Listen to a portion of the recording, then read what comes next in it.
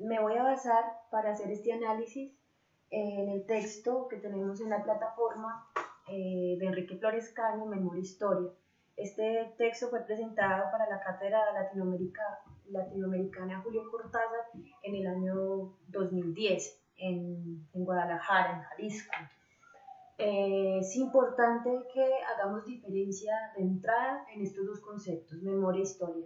Cuando en la expresión cotidiana decimos hagamos historia o hagamos memoria, estamos diciendo dos cosas muy diferentes. No es lo mismo, son dos actividades totalmente distintas. Entonces les voy a hacer un pequeño paseo, digamos, de dónde sale esto o cómo se expresa en lo cotidiano y en lo colectivo también. Para explicar los momentos de la memoria se deben explicar 4 momentos básicamente. La memoria ha pasado 4 momentos. El primer momento se le reconoce como la memoria oral. Fue antes de la escritura. Cuando llega la escritura se llama memoria escrita.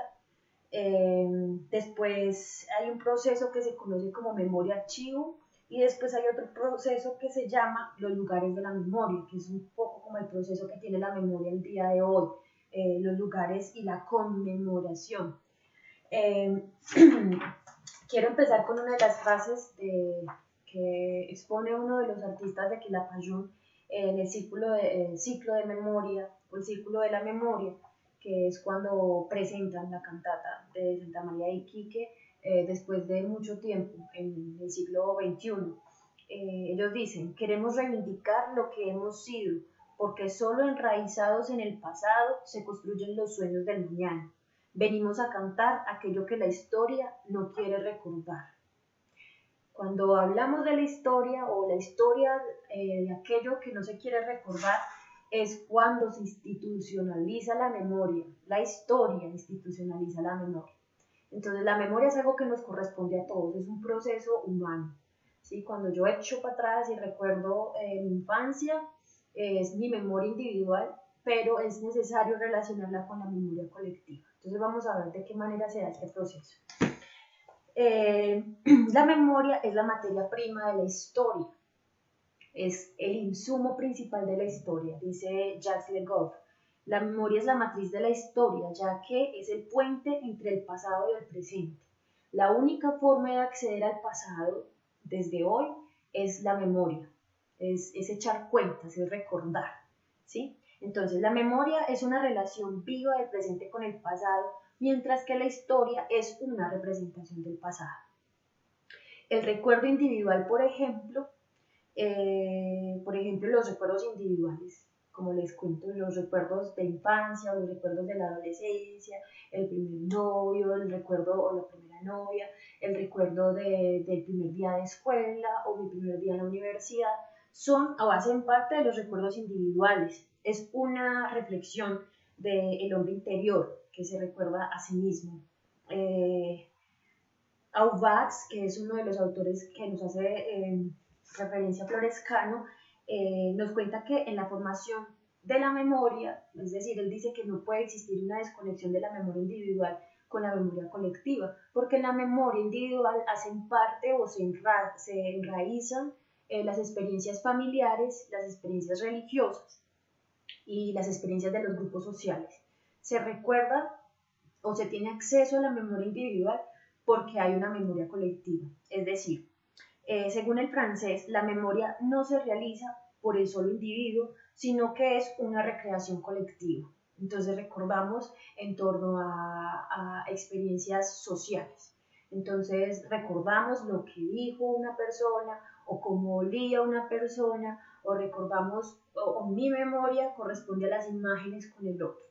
¿Sí? Entonces, para Henry Bergson, por ejemplo, la memoria es una colección de imágenes fundadas en experiencias individuales.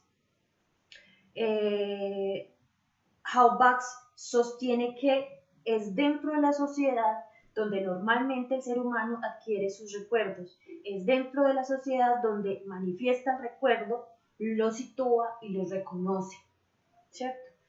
Textualmente entonces dice: se puede decir que el individuo recuerda cuando está inmerso en el punto de vista del grupo.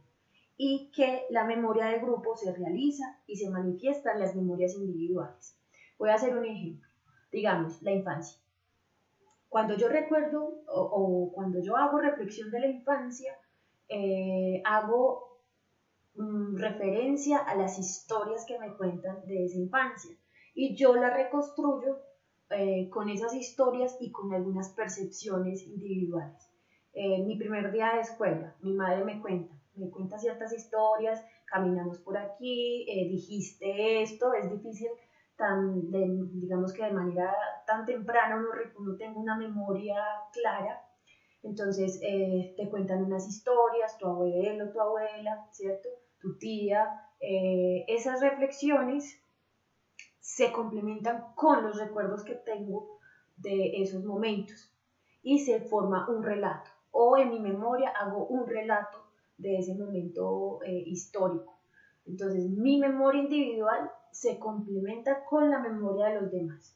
Esa es la manera en que sucede el proceso de memoria individual a través de imágenes también colectivas. ¿Cómo sucede ese proceso de la memoria? Entonces, a través de la experiencia sensorial, es decir, el oído, básicamente el oído, la vista y la imaginación. Entonces, la imaginación son receptores que captan el mundo exterior y lo introducen en la memoria.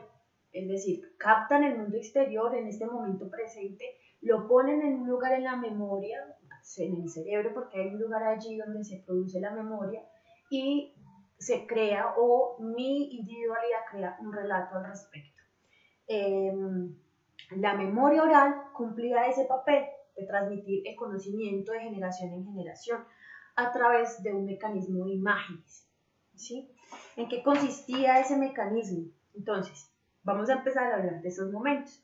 El primer momento, como les decía al comienzo, la memoria oral, que da paso a la memoria escrita, que da paso a la memoria archivo y que da paso a los lugares de memoria, donde estamos precisamente hoy.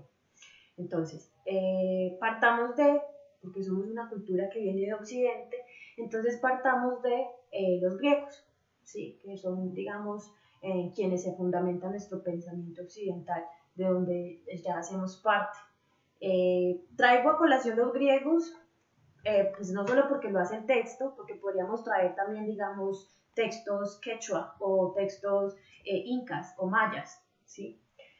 En un comienzo el ser humano se expresaba oralmente y perpetuaba o tenía una intención de conservar su memoria a través del texto oral, a través de historias y de imágenes que transmitían de generación en generación para que no se perdiera ese conocimiento. Entonces los griegos, por ejemplo, llamaron, y estamos hablando de Hesiodo, que es uno de los padres de la historia, un texto que se llama Teogonía. En la Teogonía, Hesiodo, habla de Mnemosyne. Mnemosyne era la diosa de la memoria. Era la diosa que le recordaba a todos los seres humanos las hazañas de los héroes a través de la poesía lírica. Mnemosyne era la madre de 9 musas, que eran las musas del arte. Esas hijas de Mnemosyne eran Calíope, que era la poesía épica, Clio era la musa de la historia, Euterpe era la musa de la música, Erato, la musa de la poesía lírica, Melpómene era la musa de la tragedia, Polimnia era la musa de la retórica, Talía era la musa de la comedia, Terpsícope era la diosa de la danza o la musa de la danza y Urania era la musa de la astrología y la astronomía. ¿Por qué traemos a colación a Mnemosyne? Porque Mnemosyne era la representación de la memoria a través del texto oral, de la oralidad, de contarle a nuestras otras generaciones de qué manera surgieron las estrellas, de qué manera el hombre empezó a danzar, de qué manera llegó el fuego, de qué manera aprendimos a cazar, de qué manera aprendimos a cantar, ¿cierto? de qué manera nació la poesía, ¿sí? A través de la imagen contada de generación en generación. Pues resulta que después llegó la memoria escrita. Cuando el ser humano empezó a escribir en las cavernas, a hacer caballitos, mamuts, empezó a hacer búfalos, cuando empezamos a escribir y a contar, entonces el ser humano empezó a sentir la necesidad de escribir esas historias para que no se perdieran. Cuando escribimos esas historias, entonces empieza a pasar un proceso mental. ¿Por qué? Porque empezamos a captar esas imágenes en palabras. Y lo que empieza a suceder es que ya no eran esas imágenes fieles, aunque la historia oral era cuantas personas contaban esa historia, ahora lo que empezaba el ser humano a buscar era la fidelidad de lo que se contaba o lo que se escribía. ¿Sí? Entonces empezamos a escribir esas historias y empezamos a conservarlas. En el Renacimiento, con la imprenta, esas historias cobran una importancia relevante porque lo que sucede es que eso que estamos atrapando en el texto escrito empieza a reproducirse y a llegar a muchas más personas, ¿cierto? Entonces es un avance del Renacimiento, es un desarrollo científico, pero al mismo tiempo también es digamos, un esfuerzo por tener la fidelidad, pero también la cientificidad de lo que se escribe. Es decir, con el Renacimiento empieza a llegar la labor de la historia y del historiador. La imagen en sí es un recuerdo, es el proceso de la memoria, pero el proceso de escribir como tal es el proceso de la historia. Es decir, cuando yo quiero escribir en un texto ese pasado, cuando me lo apropio y lo hago mío, estoy siendo historiador de esa memoria. La memoria es el insumo, recuerden, de la historia. Entonces, con el Renacimiento y con la imprenta, como se empieza a generalizar tanto, algunos le llaman vulgarizar, pero cuando se empieza, digamos, a generalizar la escritura, ¿qué es lo que sucede allí? Que las sociedades empiezan a tener la intención de la fidelidad, pero también de la verificación. Es necesario verificar que eso que se esté diciendo, que eso que se está contando sea verídico y no sean cuentos chinos, ¿cierto? O no sea pura historia oral. Entonces ahí es donde hay un cambio de la memoria hacia la historia. Y esa es la gran diferencia, que la memoria es un recuerdo tal cual yo lo conservo y la historia es una necesidad de verificar y cientificar ese proceso de la memoria. Entonces, ahí pasamos a la memoria archivo. Lo que queremos entonces después, que sucedió con la imprenta, porque la imprenta hizo que el relato histórico fuese necesario, como les cuento, sujetarlo a la confrontación crítica y a la verificación.